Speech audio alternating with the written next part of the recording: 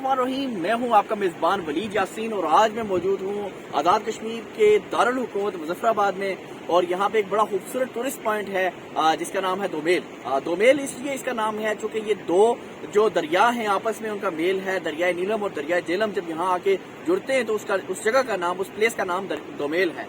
और हुकूमत आज़ाद कश्मीर की अदम दिलचस्पी के बायस इस जगह को ना ही टूरिस्ट स्पॉट बनाया गया और ना ही इसके ऊपर कोई तवज्जो दी गई ताकि यहाँ पे जो बाहर से आने वाले टूरिस्ट हैं या लोकल जो लोग हैं वो इससे फ़ायदा हासिल कर सकें या इंजॉय कर सकें। देखें, यहाँ पे टूरिस्ट के आने के लिए फैसिलिटीज़ नहीं है, यहाँ पे सहूलियात नहीं मुहैया की गई हैं। देखें, यहाँ पे बैठने के लिए बेंच नहीं है, रास्ता उस तरह साफ़ नहीं है, दुश्वार रास्ता है, आने में मुश्किल होती है। जैसे टूरिस्ट जब आए हैं तो उनको मतलब एक फैसिलिटी प्रोवाइड की जाए, उनको रास्ता आसान रास्ता मुहैया किया जाए। इस तरह हमने बड़े ढूंढ के हमने रास्ता ढूंढा है लेकिन हमें नहीं मिला। फिर हमने बड़ी ढूंढ के फिर बड़ी कोशिश से पूछ के लोगों से और यहाँ की लोकल आवाम से पूछ के हम यहाँ पे पहुँचे हैं।